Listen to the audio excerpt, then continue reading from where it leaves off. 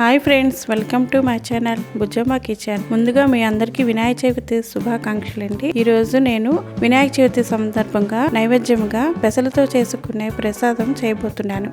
అదేంటంటే పెసలతో చేసుకునే ఉండ్రాల పాయసం. ఇప్పుడు మీకు చేసే విధానం మీకు చూపించబోతున్నాను.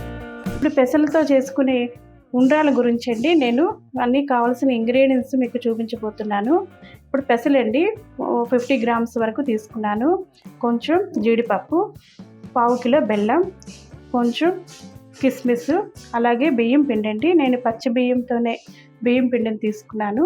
అలాగే యాలకుల పొడి. ఇప్పుడు మనం తయారు చేసుకునే విధానం చూద్దాం. ఇప్పుడు మనం ఇలాగ ఒక పాత్రను పెట్టుకున్నామండి. పెట్టుకొని స్టవ్ ఆన్ చేసుకోవాలి. పెట్టుకొని ఇలా వేడి అయిన తర్వాత పెసలు వేసుకొని ఇలా ఫ్రై చేసుకోవాలి. కొంచెం కలర్ వస్తాయండి. పెసల కలర్, గ్రీన్ కలర్ అంతా పోయి ఫ్రై అయినంత వరకు ఇలాగా తీసుకోవాలి. ఇదిగోండి ఇలాగా బ్రౌన్ కలర్ వచ్చేంత వరకు ఇలా ఫ్రై చేసుకోవాలి. వేపుతున్నప్పుడు కొంచెం స్మెల్ వస్తుంది కదండి, అప్పుడు కొంచెం అయిపోయినట్టుగా అర్థమండి. ఇదిగోండి ఇలాగ బ్రౌన్ కలర్లో వచ్చినంత వరకు ఫ్రై చేసుకోవాలి. అంతేనండి. ఇప్పుడు మనం వీటిని కుక్కర్లో పెట్టుకొని ఒక 3 విజిల్స్ వరకు పెట్టుకొని ఉడికించుకోవాలి. ఇదిగోండి ఇలాగ ఫ్రై చేసిన తర్వాత మనం కుక్కర్లోని ఇలా వేసుకోవాలి. వేసుకున్న తర్వాత ఒకసారి వాష్ చేసుకొని వాటర్ వంపేసి మనం కుక్కర్ పెట్టుకొని 2 విజిల్స్ వరకు పెట్టుకోవాలి. ఇప్పుడు నేను ఇంకొక గిన్నె ఇలా పెట్టుకున్నానండి. పెట్టుకొని ఉక్కించుకోవడానికి గురించి అనేసి ఇలా ఒక పాత్ర తీసుకొని పొయ్యి వెలిగించుకున్న తర్వాత ఇందులో నేను ఇందాక మీకు ఇంగ్రీడియంట్స్ చూపించేటప్పుడు పిండి చూపించాను కదండి, ఆ పిండికి తగ్గినట్టుగా వాటర్ని తీసుకొని ఒక 1.5 ఈ గ్లాస్తో 1.5 గ్లాస్ వాటర్ తీసుకుంటున్నాను. ఇలా వాటర్ తీసుకొని వాటర్ని మరిగించుకోవాలి. ఇప్పుడు మనం పిండిని ఉక్కించుకుంటున్నాం. ఇదిగోండి వాటర్ మరుగుతున్నాయి. ఇప్పుడు మనం ఉండ్రాలకి పిండిని ఉక్కించుకుంటున్నాం అనమాట. ఇదిగోండి నీళ్ళు మరిగాయి చూసారా, ఇలా కెర్లుతున్నప్పుడు మనం కొంచెం పిండిని ఇలా వేసుకుంటూ ఉండగా చేసుకోవాలి. ఇదిగోండి చూసారు కదా, మనం తీసుకున్న పిండిని కరెక్ట్గా వాటర్ కూడా కరెక్ట్గా సరిపోయిందండి. ఇలా సిమ్ములో పెట్టుకొని పిండిని ఉక్కించుకోవాలి. ఇదిగోండి పిండిని మనం ఇలా ఉక్కించేసుకున్నాం. చూసారు కదా, కరెక్ట్గా వచ్చిందండి. మనం తీసుకునే పిండి వాటర్ని కరెక్ట్గా సరిపోయింది. ఇప్పుడు మనం వీటిని ఉండ్రాలుగా చేసుకోవాలి. ఇప్పుడు మనం పెసలు ఉడకబెట్టుకున్నాం కదండి, అవి ఉడికాయలేవో చూద్దాం.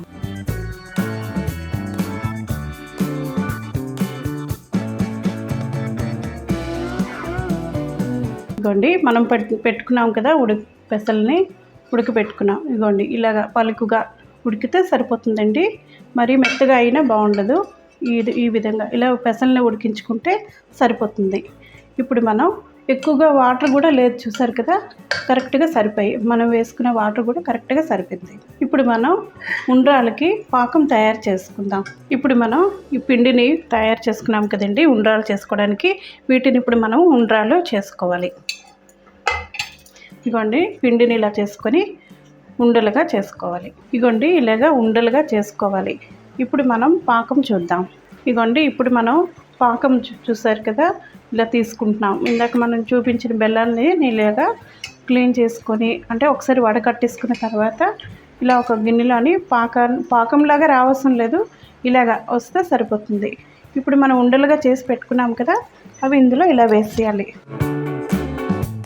ఇదిగోండి ఇవి ఇందులో ఇలా వేసేయాలి.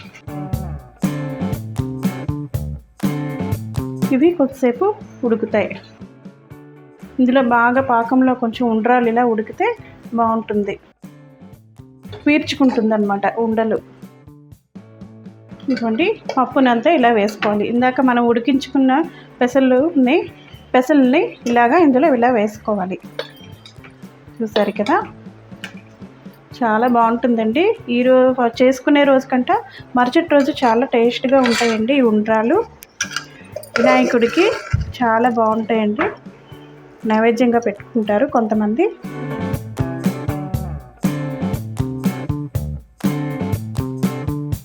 ఇలా అంతే, ఇంకా పాలు ఏమీ వేయసం లేదండి. ఇలా ఉడకాలి. కొంచెం యాలకుల పొడి వేసుకోవాలి. ఇగోండి మనం పెసలు ఉడికించి వేసుకున్నాం కదా, బెల్లము అంతా బాగా బాయిల్ అవుతుంది. ఇలా ఒక 10 మినిట్స్ ఇలాగ సిమ్లో పెట్టుకొని బాయిల్ చేసుకుంటే బాగా బెల్లం అంతా పప్పు బాగా ఉడుకుతాయండి ఉండ్రాలు. అప్పుడు చాలా మంచి టేస్ట్ వస్తాయి.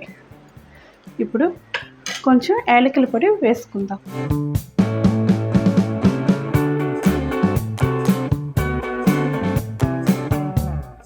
కొంచెం యాలకుల పొడి వేసుకున్నామండి.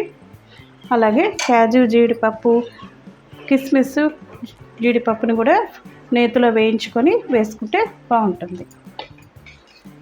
అంతేనండి, చాలా సింపుల్ అండి పెసలతో చేసుకున్న ఉండ్రాలు. నేను చేసుకునేటట్టుగా మీరు కూడా చేసుకొని ఎలా వచ్చిందని నాకు కామెంట్ పెట్టండి. అంతేనండి, ఒక 10 మినిట్స్ కొంచెం ఇలా దగ్గర పడుతుందండి, బాయిల్ అవుతుంది కొద్దీ. అప్పుడు మనం స్టవ్ బంద్ చేసేసుకోవడమే. జీడిపప్పు, కిస్మిస్ కొంచెం నేతిలో వేయించుకొని వేసుకుందాం. ఇప్పుడు చూసారు కదా బాయిల్ అయిపోయి, ఇలాగా జీడిపప్పు కిస్మిస్ని కూడా ఫ్రై చేసుకొని ఇలా వేసుకోవాలి.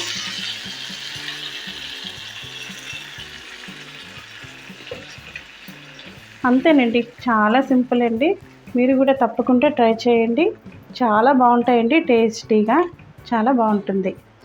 ఓకేనండి, మీకు నచ్చినట్టుగా అయితే నా వీడియో లైక్ చేయండి, షేర్ చేయండి, సబ్స్క్రైబ్ చేయడం మర్చిపోకండి.